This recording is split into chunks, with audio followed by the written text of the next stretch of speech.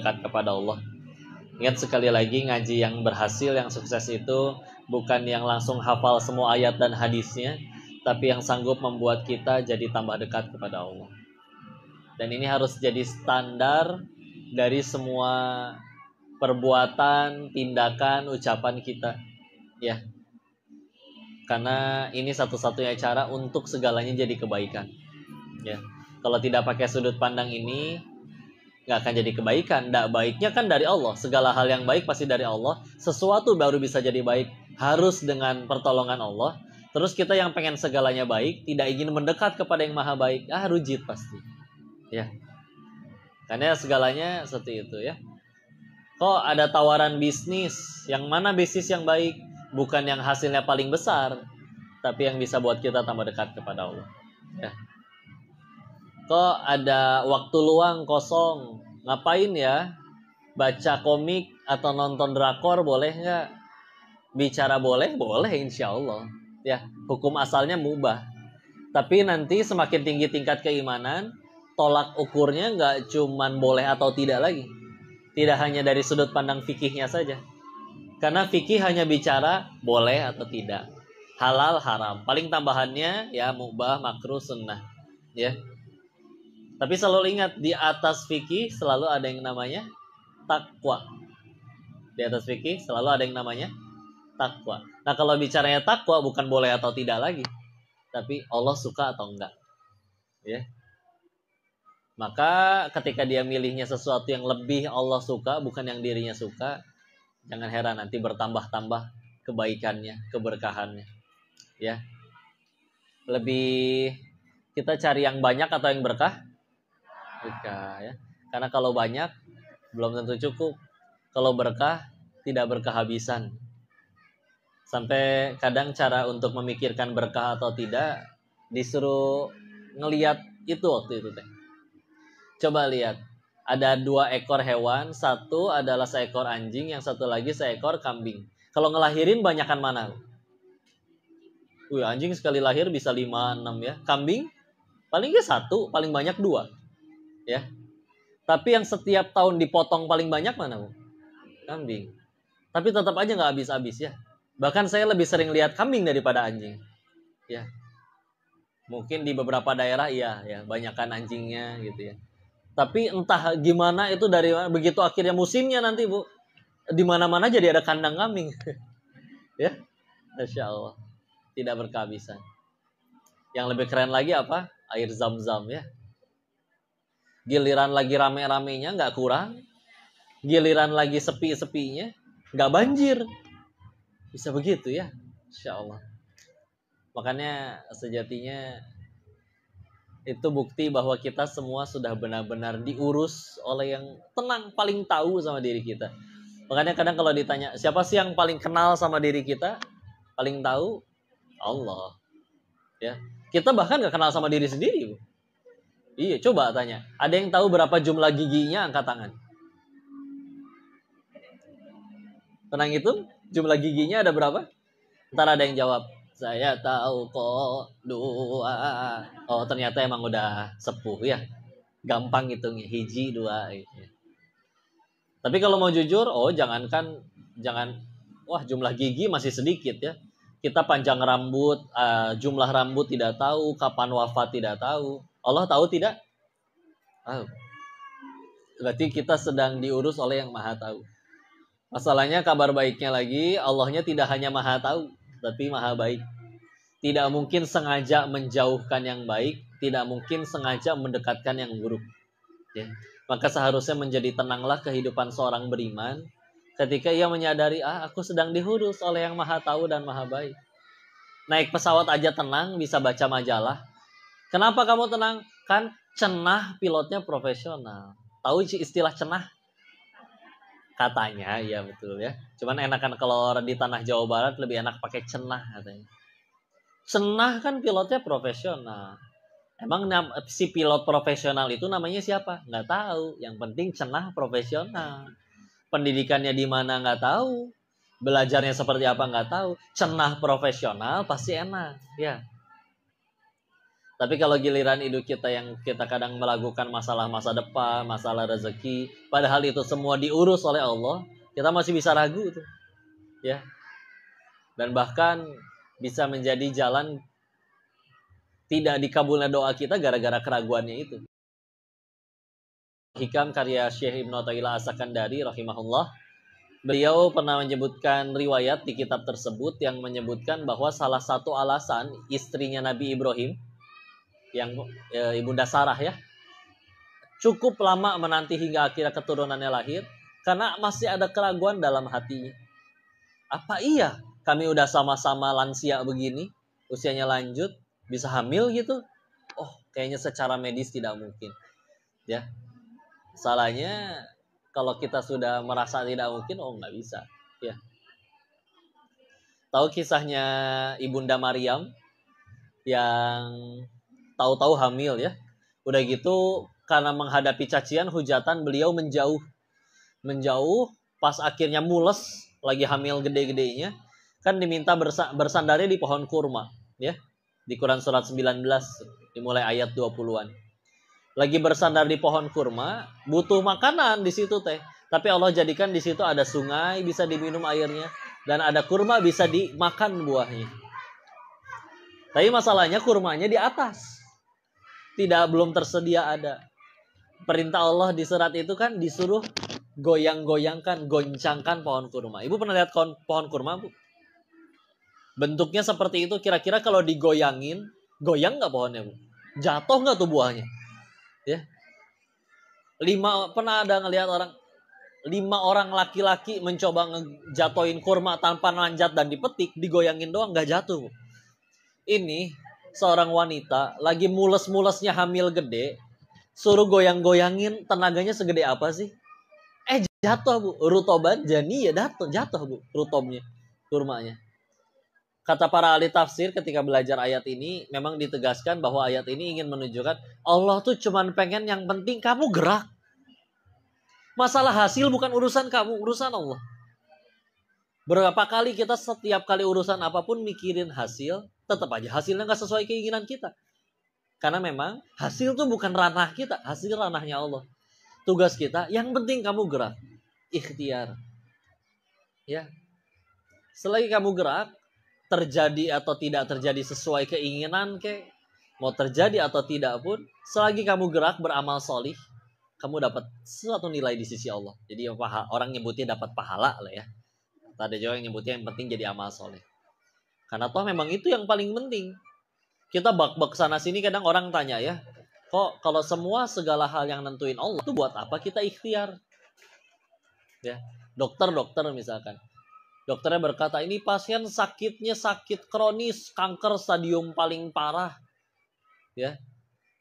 Mau saya tidak sentuh sekalipun, tapi kalau kata Allahnya sembuh, pasti sembuh, saya tidak sentuh juga. Dibalik, ini maupun cuman sakitnya panu, dokternya 1000 orang, kata Allah mati.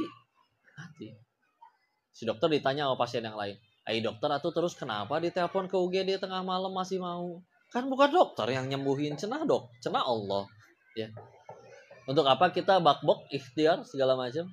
Tadi, agar jadi amal soleh. Jadi amal. Lah kita hidup tuh ngumpulin amal. Ya. Sok coba dibalik ya. Seumur hidup kita berikhtiar, seumur hidup kita bergerak, seumur hidup kita beraktivitas, ya. Anggaplah seluruh hal yang kita inginkan semuanya jadi nyata. Seumur hidup gak ada doa yang tertolak. Tapi tidak ada satu kegiatan kita pun yang jadi amal soleh. Berarti meninggal bawa apa? Gak ada bekal. Dapat capek doang di dunia, tapi gak ada bekal di sananya. Atau dibalik, ya sesekali keinginan kita nggak dikabul. Bahkan jujur ada orang yang lebih banyak nggak dikabul, Bu, doanya, Bu.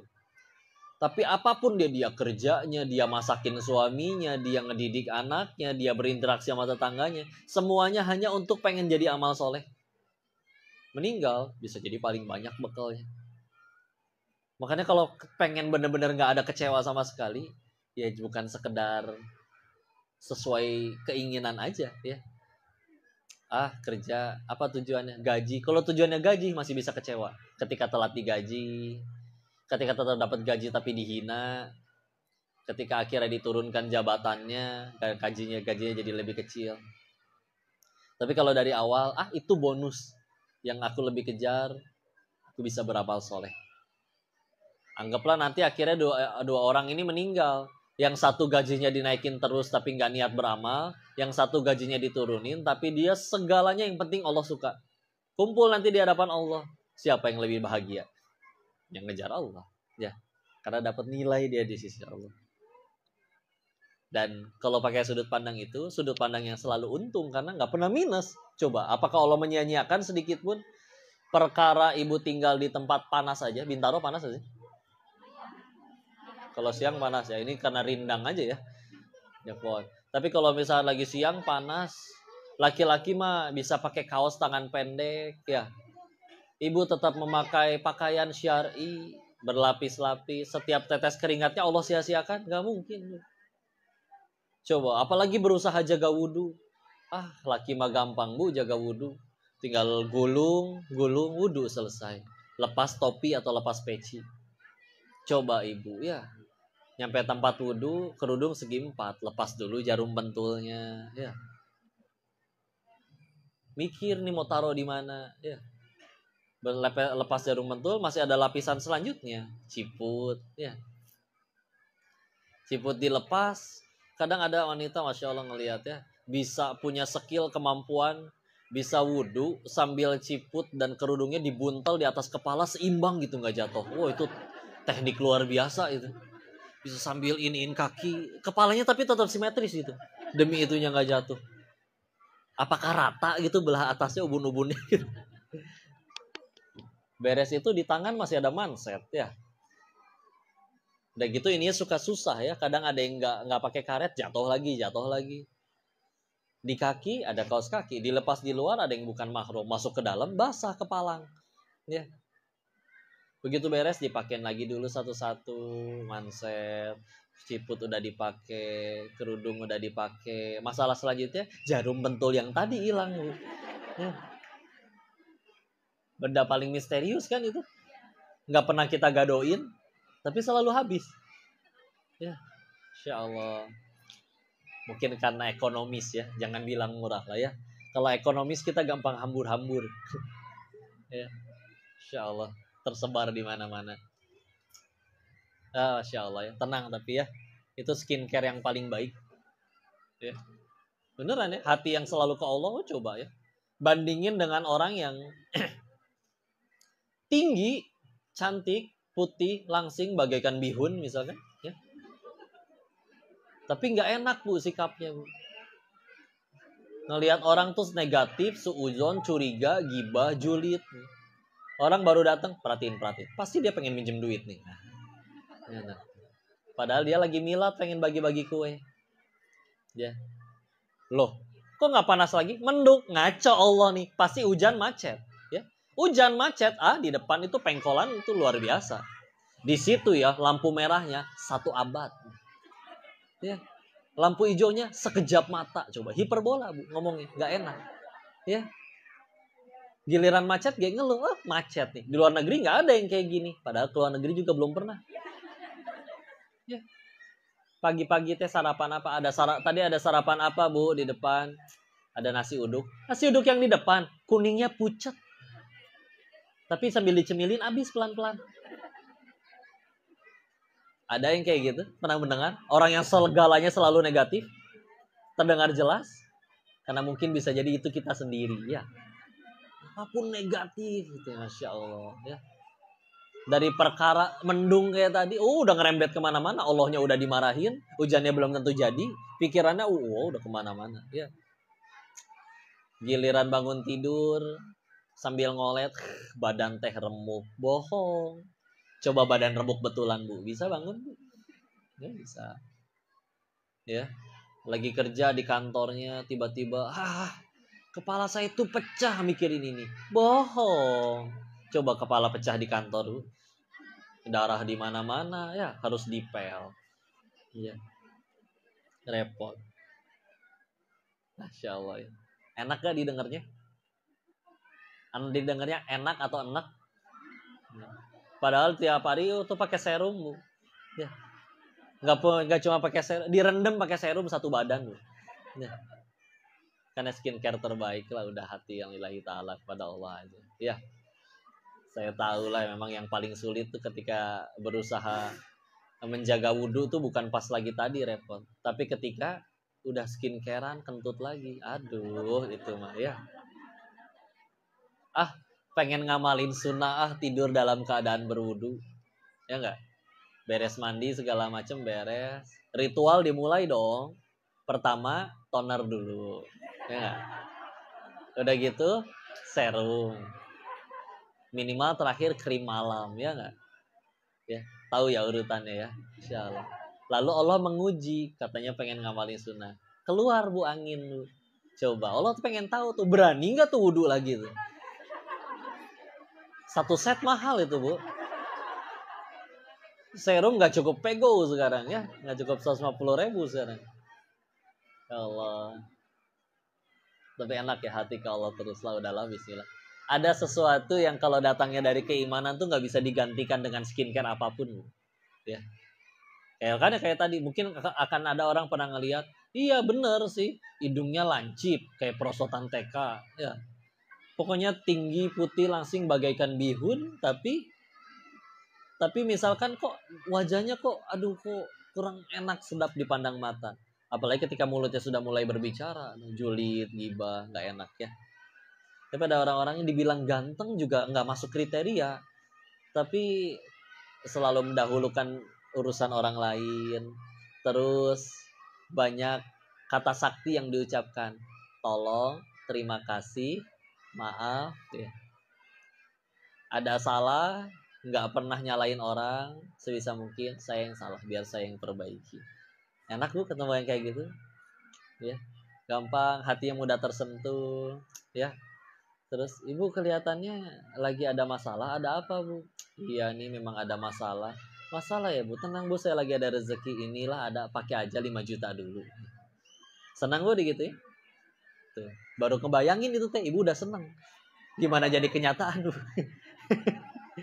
Insya Allah ya. Enak ya, lapang, bener-bener lapang. Dan yang dikejar adalah ridha Allah, yang Allahnya itu nggak mungkin nggak ngasih, nggak mungkin menyia-nyiakan gitu segala perbuatan kita.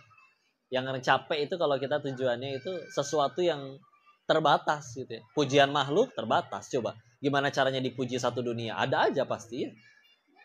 Makanya sampai disebutkan kalau Allah kan maha benar Allah dengan segala firman-Nya, netizen maha benar netizen dengan segala komennya ya, nggak bisa dilawan itu ya. Tenanglah, nanti Allah suka. Tadi kita judulnya apa? Hijrah tanpa nanti ya. Insya Allah kita tahu bahwa memang ya harus disegerakan hijrah itu. Hijrahnya memang nanti kita ya sedikit lah ya, dalam kalau dari sudut pandang lugawi bahasa ya berpindah hijrah itu. Tapi nanti secara makna orangnya diem di situ-situ aja. Lokasinya rumahnya masih di situ, tapi ada hijrah yang maksudnya yang tadinya melakukan yang Allah tidak suka, sekarang menjadi yang Allah suka. Ya. Dan kenapa jangan dinanti-nanti? Karena makin dientar-entar, makin kitanya yang makin rugi. Ingat ya, satu dunia dosa seluruhnya, Allah mah nggak rugi sama sekali. Satu dunia kafir dan murtad seluruhnya pun Allah tidak dirugikan sama sekali. Satu dunia zolim yang rugi pelaku kezolimannya, karena balasannya ngejar pasti. Begitupun kalau satu dunia udah soleh seluruhnya, Allah juga nggak dapat komisi, nggak dapat untung. Yang untung pelaku kebajikannya. Makanya kata Allah Quran surat ke-17 Al-Isra di ayat ke-7, in ahsantum li anfusikum wa in asatum falaha. Kalau kamu berbuat baik ya kamu yang untung, kamu yang dapat juga.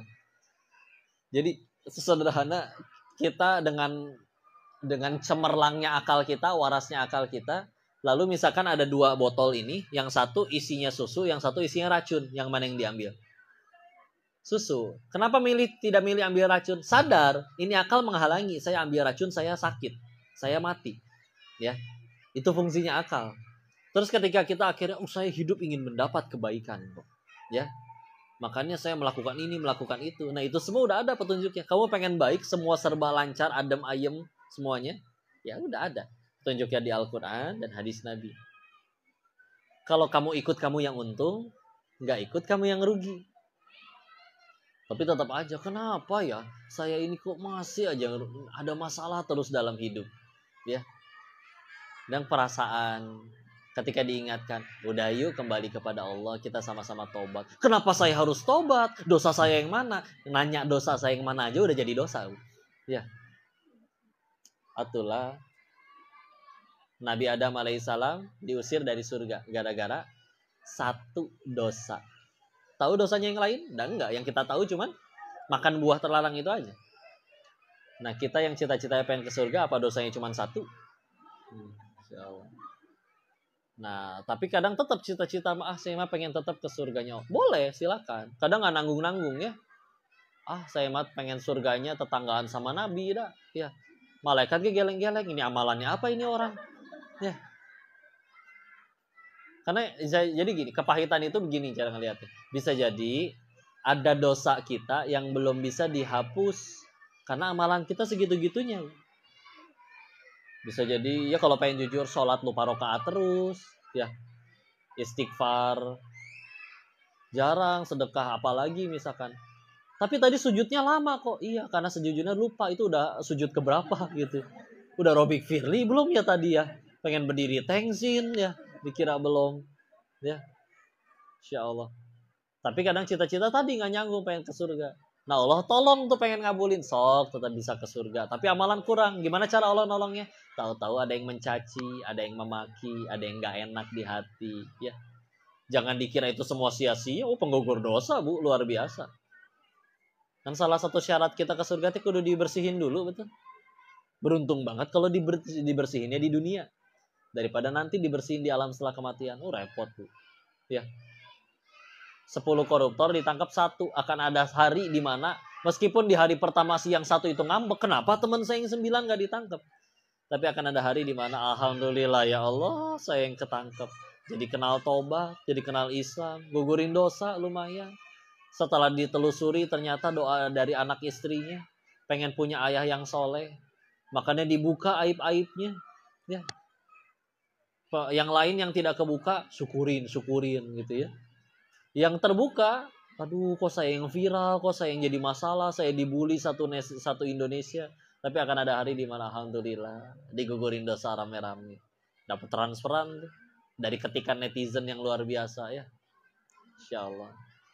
Jangan dibacain lah. Ya. Tapi silakan kalau pengen ngukur ya. Karena kadang cara ngukurnya bisa dengan cara, kan kita tadi berbicara hati yang selalu ke Allah. Kalau kita ngeliatin komen dan ada yang nggak enak, kita masih nyelekit di hati, berarti masih harus benar-benar dilurusin ke Allah lagi. Karena itu masih ngepek ke saya. Karena kalau misalnya ternyata udah nggak ngepek kan harusnya kan biasa aja. Kan bahkan guru kadang ketika belajar tentang lillahi ta'ala, belajar ikhlas, belajar zuhud ke Allah, guru saya malah nyuruhnya apa buat latihannya coba. Silakan kamu pergi ke mall. Hah? Ngapain di mall? Lihat. Kalau di situ kamu menemukan barang yang benar-benar kamu ngiler, pengen, berarti ya dunia masih tercantum di hatimu. Karena beberapa nanti ngakuin, ini mobil bagus nggak? Bagus, betul. Secara kasar, secara mata memang menurut saya bagus. Tapi ya udah biasa. Punya nggak apa-apa, disyukuri. Nggak punya nggak apa-apa gitu. Ya. Karena kan ada kan orang yang kalau misalkan ke mall itu, sampai bisa benar-benar nggak bisa tidur bu, mikirin tas yang tadi bu. Mana lagi diskon, ya nggak bisa tidur, ke bawah-bawah lagi sholat gitu ya, lagi ruku mikirin tas, ya Allah, akhirnya sami Allahu liman hamidah, pas lagi sujud loh, kan ada uang bulanan dari papa ditambah dari arisannya waktu itu, Allahu Akbar sambil duduk, oh iya, terus kan teman saya waktu itu minjem duit, Allahu Akbar subhana rabbil alamin, begitu nyampe rakaat terakhir, Masya Allah, astagfirullah. Assalamualaikum. Kayak ada yang salah. Gara-gara tas ya. Gara-gara tas. Kan aku kudu bisa latihan tuh. Yuk, silakan. Masih segitu nyantel nggak di hati kita? Ya. Ingat, bukan berarti nggak boleh punya. Tapi kalau bagi kita itu jadi segala-galanya, Bu. Karena ada orang yang bahagianya ditentukan dari itu, Bu. Percuma saya mah digaji segini, saya mah bahagianya nanti kalau mobilnya udah sebanyak dia. Kenapa kudu begitu? Ya. Dulu kita bisa bahagia tanpa punya mobil, tanpa punya macam-macam. Waktu kita seumur anak-anak tuh lihat.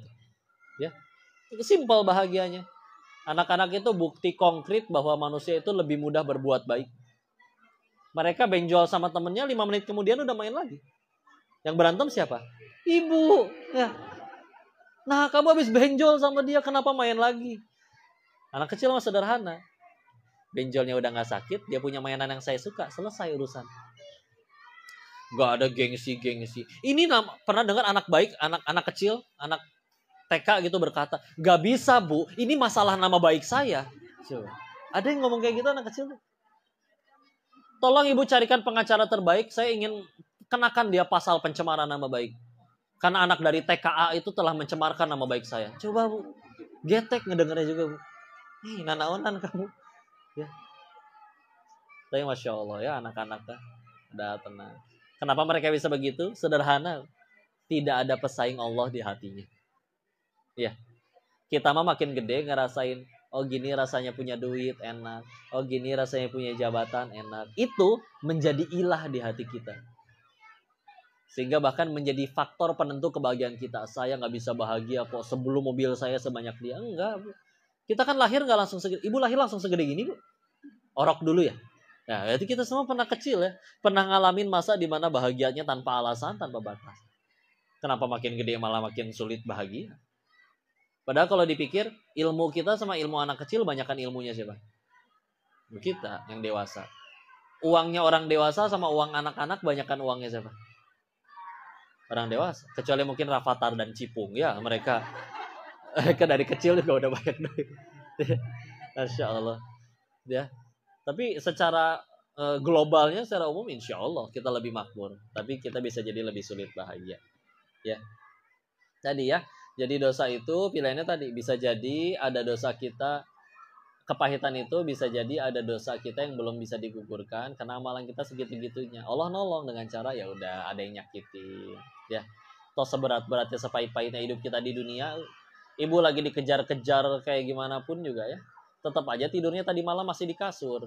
Tadi malam hujan pun ibu gak kehujanan. Tengah malam kebangun lapar masih ada kulkas. Dibuka ada isinya meskipun kol sama tomat doang. Tetap aja bisa dimakan. Ya. Seperti itu ya. Gak kepanasan, gak kehujanan. Pengen curhat masih ada temen. Masih ada medsos. Walaupun ya yang jadi solusi itu curhat ke Allah bukan curhat ke mereka. Tahu kalau curhat ke orang itu dari 100%, 87%-nya itu tidak peduli. Ya. Terus 10%-nya puas melihat penderitaan kita. Ya. Insya Allah. Sisa 3%-nya tidak peduli, puas, malah ikut menyebarkan penderitaan kita. Ya. 100% gak jadi kebaikan. Ya. Udah mah curhat, niatnya dibantu, malah jadi nyebar kemana-mana. Kok jadi nggak boleh ya cerita ke makhluk? Boleh, tapi setelah minta ke Allah. Nanti baru minta petunjuk sama Allah, diminta tolong agar ditemukan cerita sama orang yang bisa ngasih jadi jalan solusi. Ya, ya kita mah kebalik ya. Tadi kita sepakat, salah satu hal yang bikin dosa kita, doa kita belum terkabul, jadi karena kitanya nggak yakin. Tapi saya minta kok ke Allah. Gak yakinnya belah mana? Bukti kita gak yakin adalah pas ada masalah, nyarinya gak langsung ke Allah. WA dulu si bapak itu. Dia kan pernah saya bantu. Bismillah dia pasti akan. Nyebut bismillah mah bismillah. Ya, bismillah. Dia pasti akan balas jasa waktu itu. Ternyata gak bisa bantu. Ke saudara gak bisa bantu. Kenal sama gubernurnya gak bisa bantu. Ya. Kenal sama pejabat, dia belum 5 tahun udah ketangkep KPK. Repot ya. Begitu udah buntu semua, baru ambil wudhu sujud. Ya. Ya itu tanda kita tidak cukup yakin. Ya. Karena kalau misalnya benar-benar yakin, udah langsung ke Allah. Dan kalau kita coba berempati, tahu empati? Merasakan yang pihak lain rasa gitu ya. Pernah coba empati ke Allah nggak? Ya. Ibarat kan kayak misalkan, ya kita coba kayak gini lah mikirnya. Ada seseorang sahabat, teman, yang seluruhnya kita urusin itu hidupnya. makan pun dari kita, uang jajan pun kita kasih. Tapi pas lagi senang dia nggak main sama kita, mainnya sama grup yang ono. Giliran ada masalah baru nyari kita. Bu, boleh pinjam duit lagi nggak? Coba Bu, itu jiwa julid kita kan pasti bergejolak luar biasa. Bu. Ya, minimal bibir udah agak maju tuh, mana aja gitu ya. Kayaknya kalau julid bibirnya biasa aja kurang enak ya, kudu kayak gituan ya. Astagfirullah ya. Insyaallah. Tapi Allah gitu ya, nggak pernah berkata itu, ini hamba ya, giliran senang lupa ya sama aku, lihat aja pas minta nggak akan aku kabul. Masa gitu Allah? Ya enggak lah, Allah mah tetap ya.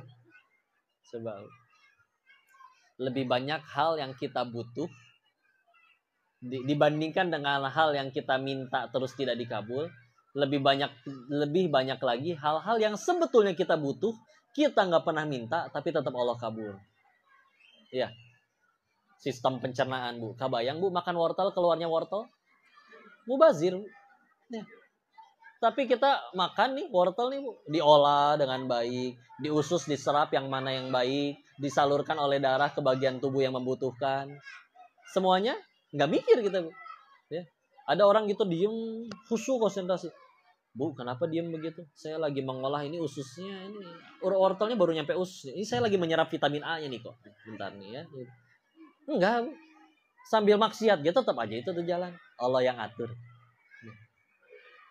Nanti tanya ke anak-anak yang udah belajar IPA ya, bahwa di udara ini kan nggak semuanya oksigen ya. Bahkan oksigen itu di bumi cuma 20 atau 21%. Sisanya nitrogen 79%, 1%-nya gas yang lain. Gimana ceritanya si hidung dan paru-paru ngerti yang dihisap, diambil oksigennya aja. Meskipun di dalamnya di situ ada bau kentut orang, bau apapun yang kurang nyaman di hati, ya, ikut kehirup, ya. Terus akhirnya masuk ke paru-paru.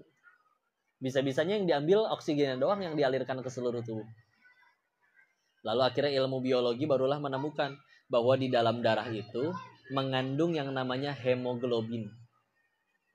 Hemoglobin itu secara kimia lebih mudah berikatan dengan O2, oksigen. Jadi si udara dihirup hidung masuk ke paru-paru, isinya macam-macam tuh. Tapi ketika darah nyampe ke paru-paru, dia masuk dari bronkus, bronkiolus, nyampe ke alveolus, dijemput nanti oleh darah, yang di dalam darah ada hemoglobin, ketemu di situ di alveolus, itu yang diikat sama si hemoglobinnya, secara kimiawi memang lebih mudah oksigen. Oksigennya keambil, disebarin ke seluruh tubuh tanpa minta. Ya. Karena kadang ada orang saleh terdahulu bertanya, siapa sih Tuhan itu? Siapa sih Allah itu bagimu? Allah adalah yang tetap memasukkan udara ke dalam kamarku padahal aku sedang bermaksiat di dalamnya. Allah gitu ya. Tetap diatur. Udahlah, lega, plong, semuanya ke Allah. Jangan semua serba dipersulit, dipermasalahkan gitu ya. Perkara misalkan izinnya saya belum nemu contoh yang lain. Ya kayak tadi lah, buang angin. Ya. Lalu ada kita menghirup. Ya udah. Kan ada orang yang benar-benar mempersalahkan. Ibu kok kentut? Ya gimana, udah lepas, udah kejadian. Bau tahu. Ya itu gimana, udah masuk. Kan bisa dikembaliin. Nih Bu, kembaliin gitu. Dipermasalahin. Saya jadi gak nyaman, ini jadi... itu udah lewat, udah kejadian. Ya. Semua serba dipersulit. Udah jadi, ya udah weh. Lewat kiri atau kanan nih? Lewat kiri aja. Begitu lewat kiri ternyata memang di situ ada paku, bannya bocor. Tuh kan tuh gara-gara lewat kiri, baku jadi bocor. Dengan kita komplain gitu bannya bisa sembuh lagi gitu. Enggak weh, udah. Ternyata emang harus ada jalan rezeki bagi si tambal ban itu. Ya. Kita jadi harus nganterin rezeki. Begitu nyampe juga ternyata pesawatnya delay. Ya. Ternyata kadang marah-marah yang kita lakukan itu ternyata ya udah. Tidak hanya jadi kerugian. Insecure, takut dengan masa depan. Kata psikolog, dari 100% keraguan kita, insecure-nya kita, yang benar-benar jadi nyata itu cuma 85% rata-rata. Cuma 15%. 85%-nya tidak terjadi. Terus udah panik, udah gak bisa tidur, tapi ternyata gak kejadian. Rugi gak sih? Udah kitanya sampai panas dingin, sampai akhirnya secara fisik lama-lama kan menggerogoti, tambah kurus, mulai beruban, ya. rugi ah. Insyaallah. Tenang aja lah. Dah hijrah sila. Dan tadi sekali lagi kepahitan jika tidak menggugurkan dosa pasti meninggikan derajat. Bisa jadi Allah ingin meninggikan derajat seseorang, tapi sama amalan ibadah kita segitu-gitunya. Kita bukan seperti imam-imam besar, contoh Imam Ahmad bin Hambal dulu, dalam sehari semalam sholatnya tidak pernah kurang dari 300 rakaat. Imam Ahmad. Nah kita tidak seperti itu, terus gimana tuh biar semuanya bisa tercukupi, ya? Biar pengen tinggi derajatnya, Allah tolong, tahu-tahu ada yang mencaci, memaki, ya. Tenang aja. Nabi-nabi kita dihina apa menurunkan derajatnya? Tetap mulia. Firaun pun disanjung oleh orang-orang yang terpaksa menurut kepadanya, hina, ya. Terbukti sampai sekarang tidak pernah ada orang tua ngasih nama anaknya Firaun gitu. Ya. Ibu anaknya menilucu, siapa nama anaknya? Firaun kok. Innalillahi wa inna ilaihi raji'un. Insyaallah ya. Jangan ya. Maka bismillah lah, sudahlah, kejar Allah aja. Yuk. Butuh berapa kali kepahitan lagi baru kita sadar bahwa oh gini ya ngarap ke selain Allah teh. Ngarap ke makhluk, ngarap ke orang. Yuk hijrah segera, nyari dia tuh. Ya, orangnya mah kitanya di sini-sini aja ya, minimal hatinya udah ngejarnya Allah aja. Ya. Karena bahagia itu baru ada pada apa yang Allah suka. Ya. Meskipun manusianya suka, contoh yang pada berzina, yang pada selingkuh, yang pada korupsi, suka itu hawa nafsunya. Bahagia nggak kalau pengen jujur, ya? Karena kalau bahagia dari situ, kena selalu kita temuin yang udah punya jabatan masih nyuri, si korup. Kalau bahagia dari pasangan tampan, cantik, rupawan, pasangan song juga cerai, ya. Song Joongki dan Song Toloyo, ya. Song Hye Kyo, ya. Kalau bahagia dari popularitas, berapa banyak kita dengar cerita artis yang ingin mengakhiri hidupnya, ya. Padahal itu semua kalau jujur itu diidam-idamkan oleh hawa nafsu. Tapi emang bahagia dah bukan di situ dah. Ya, tenang aja, bismillah. Ya. Kayak gitu ya. Sok sisain ini waktu untuk tanya jawab, diskusi, dan dikoreksi barangkali kalau saya ada salah menyampaikan, nggak apa-apa ya. Dikembalikan dulu. MC-nya pulang ya tadi. Oh, enggak, yang tadi Bapak yang tadi. Ibu mau pakai yang mana? Mau duduk? So. Oh enggak.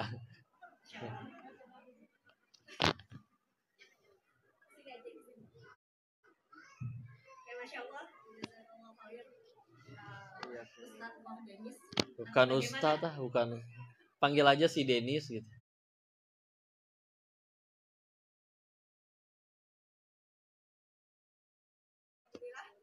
Kita pada pagi hari ini sudah mendengarkan. Ini ibu mendengarkan kan? Betul mendengarkan. Mendengarkan Pak Denis betul. Ya. Dan alhamdulillah ya tadi kami sudah kita maju. Ini kajiannya ternyata mohon maaf sebelumnya bapak-bapak ada yang terpinggirkan ya. Kata bapak-bapak sudah biasa. Masya Allah. Memang karena ini banyak sekali kajiannya biasanya nggak di sini nih Bang. Oh di mana Bu? Biasanya di tempat lain lebih kecil, ternyata di sini yang 10 kali lipat kapasitas. Masya Allah. Alhamdulillah ya, jadi insya Allah pada pagi hari ini sudah disampaikan oleh Pak Denis, insya Allah bahwa kebermanfaatan membawa ilmu. Ke Papua kalau nggak salah Oktober ya, kenapa? Mengingat ke situ, kemudian di setiap kepahitan itu pasti antara dua ya tadi. Bagaimana itu tadi antara dua, meninggikan derajat ataupun menggugurkan dosa. Masya Allah, mungkin ya. Jadi itu yang insya Allah selalu kita ingat. Dan ini akan ada sesi pertanyaan, kira-kira waktunya setengah jam ke setengah hari kok. Coba silakan. Iya. Saya sok tanya, mau tanya jawab atau foto-foto ibu teh? Itu biasanya tanya jawab, bonusnya foto-foto nanti. Jadi silakan.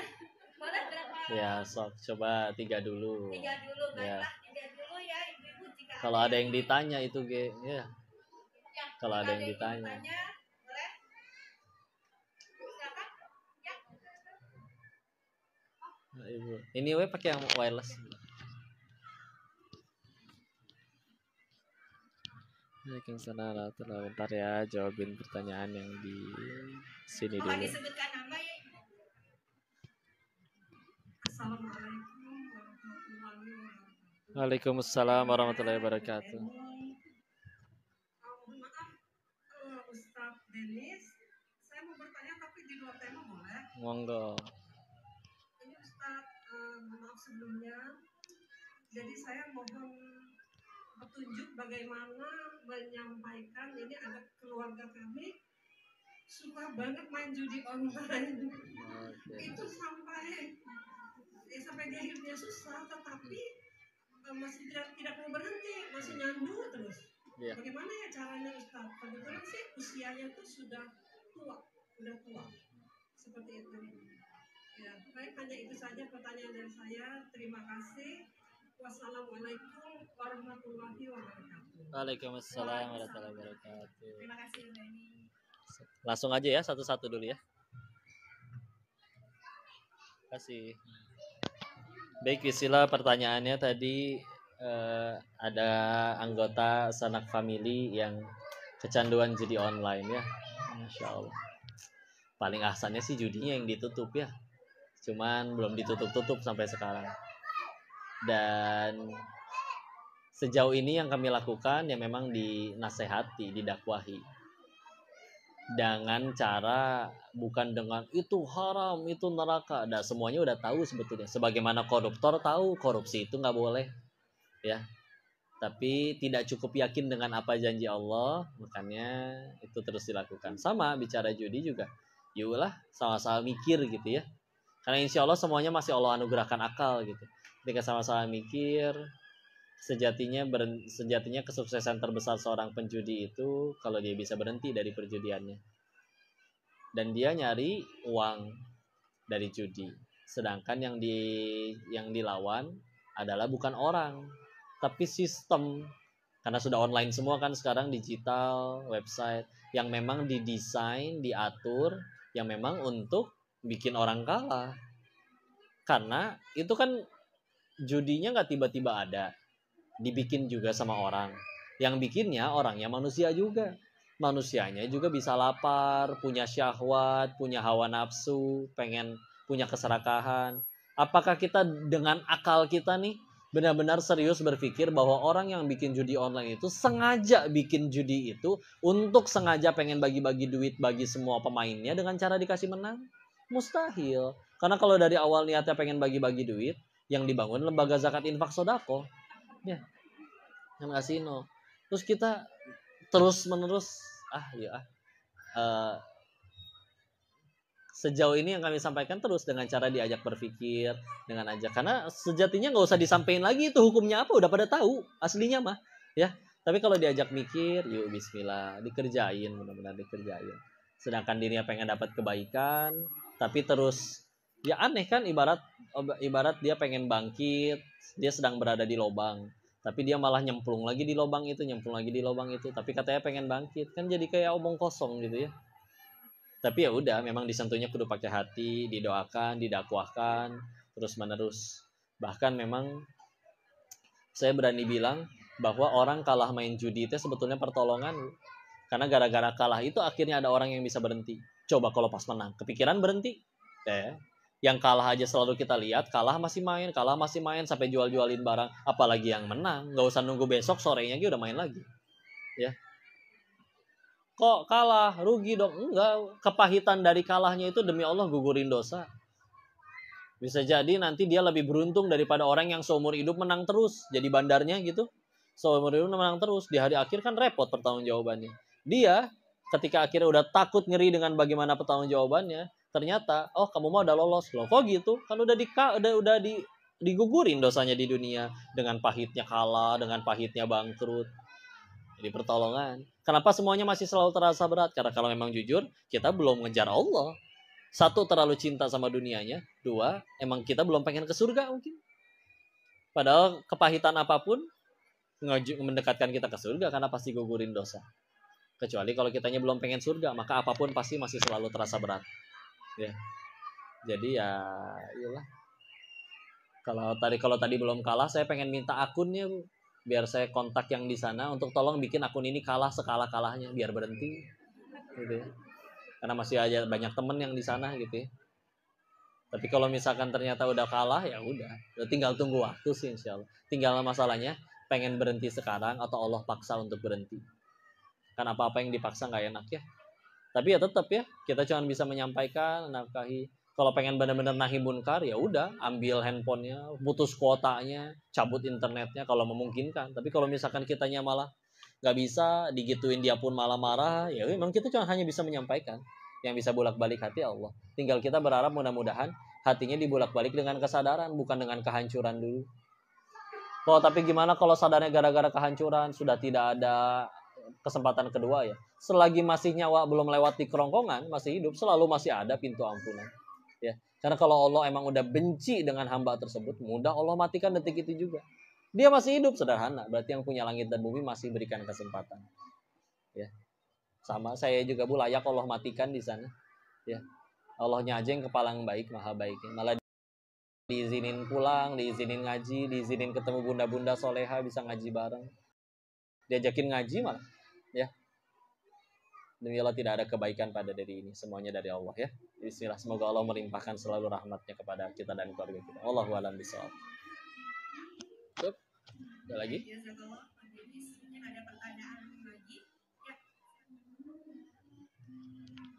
Oh nyampe. Waalaikumsalam warahmatullahi wabarakatuh.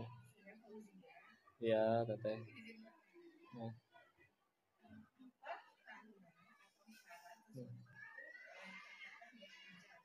Nah. Hmm.